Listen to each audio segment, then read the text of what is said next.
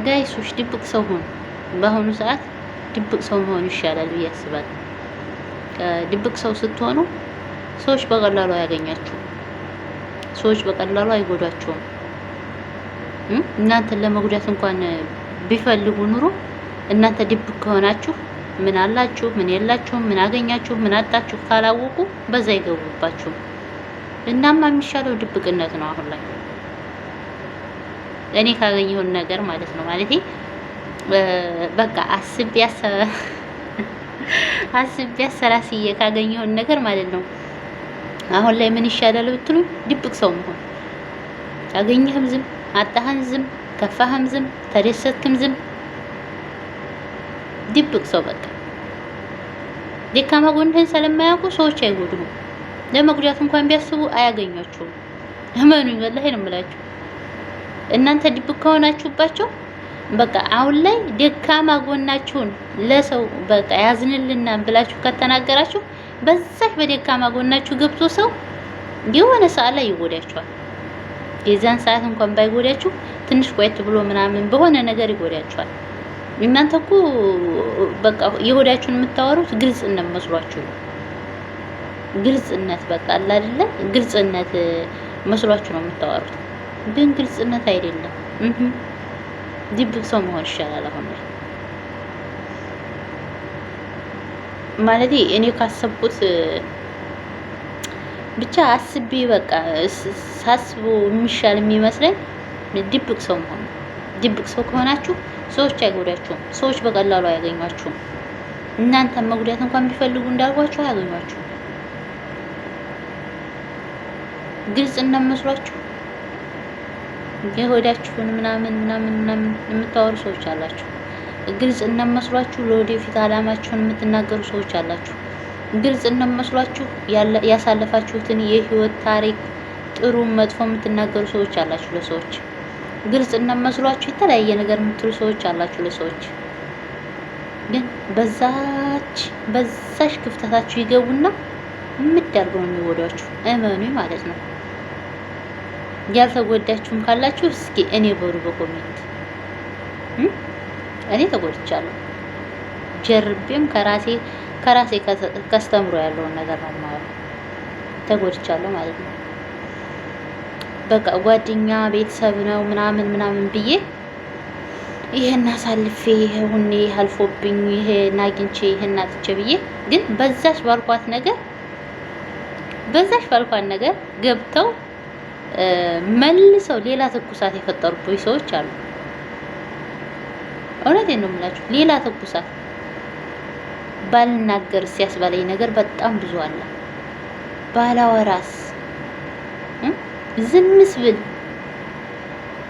ብል ባላወራስ ብያልኩበት ብዙ ቀናት አለ እና ድብቅ ሰው ሆኖ በቃ አገኙም አጡም ምንም ሆኖ በቃ ድብቅ ሆኖ አታወሩ። ድብቅ ሰው ስትሆኑ ሰዎች እናንተን እንኳን ለመጉዳት ቢያስቡ አያገኟችሁም። ድብቅ ሰው ይሻላል። በዚህ አሁን ላይ ባለበት ሰዓት በቃ ድብቅ ሰው መሆን አሪፍ ነው። ብታጡም ቢረባችሁም ዝም ብትበሉም ደግሞ ዝም ማለት ይሻላል። ድብቅ ሰው በቃ ምንም ነገር ሰውን አለማማከር። ምክንያቱም ሰው በነገራችሁ ልክ ነው፣ በምታወሩ ልክ ነው፣ በምትናገሩ ነገር ልክ ነው የሚገባው።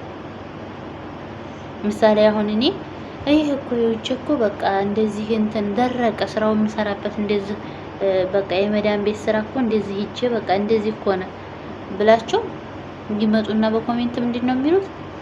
ያቺ በእግርሽ ነው በእጅሽ ነው እንደምትከጂው ምናምን በእጅሽ ነው እንደምትሄጂ እንደሚሉኝ ማለት ነው። ባልልስ አይሰርቁኝም፣ አያሳቅቁኝም። ያው ቢያውትም ዝም ሊሉኝ ይችላሉ ማለት ነው። እና አለመናገር ምረጡ። የሆነ በቃ እንዴ አፍንጫዬ እኮ ያት በቃ ጎራዳ ናት ምናምን እኮ አፍንጫዬ በቃ አፍንጫ ጎራዳ ነኝ ምናምን ብዬ ብላቸው እቺ ንፋስ ታወጣለች ይቺ ንፋስ ታወጣለች እንዴ ምናምን ብሎ ነው ሳክስ የሚይዙብኝ ማለት ነው። ከዚህ ሁሉ አለመናገር፣ ድብቅ መሆን ያው ተደብቀም አልተደበቀም የሚታይ ነገር ይታያል አይደለ? ግን ቢሆንም እንደው ምሳሌ ነው የምላችሁ እና ድብቅ ሆኖ ግልጽነት ማለት የወዲያችሁ ምናምን የምታወሩ ሰዎች ግልጽነት መስሏችሁ የምታወሩ ሰዎች ተጠንቀቁ። በራሳችሁ ጊዜ መሳሪያ እየገዛችሁ እየሰጣችሁ መሆናችሁ እንዲያረሱ ይተኩሱባችኋል። የሆነ ሰዓት፣ የሆነ ወቅት፣ የሆነ ነገር፣ የሆነ ክፍተት ቦታ ሲያገኙ እናንተ በሰጣችኋቸው መሳሪያ እናንተ ነው መልሰው የሚያጠፋችሁና ድብቅ ሰው መሆን አሁን ላይ መታደልም ነው፣ በጣም ጥሩም ነው፣ በጣም ጠቃሚ ነው። በጣም ማለት ነው። ድብቅ ሰው ስትሆኑ በቃ ሁሉን ነገር ማንም ሰው አያውቅም። ማንም ሰው ካላወቀ ደግሞ እናንተን እንኳን መጉዳት ቢፈልግ ያ ሰው አይጎዳችሁም። ምክንያቱም አያውቅም። መቼስ ታላወቅ በምን ይጎዳችኋል? እና ምሳሌ አሁን እኔ እንዳልኳችሁ ይህ እኮ በቃ የሆነ ስለ ራሳችሁ ስላላችሁበት ህይወት ስላሳለፋችሁ ስትናገሩ በዛች ክፍተት ገብተው ራሳችሁን ነው የሚያሸማቅቋችሁ፣ ራሳችሁን ነው የሚጎዷችሁ፣ ራሳችሁን ነው የሚገመግሟችሁ። እና ድብቅ ሰው ሆኖ አሁን ላይ ይሄ ነው የሚሻለው። እውነቴን ነው የምላችሁ፣ ወላሂ እመኑኝ፣ ይሄ ነው የሚሻለው አሁን ላይ። እኔ ከራሴም ከሞክሮ ስላየሁ ነው ይሄን ብዬ የምላችሁ።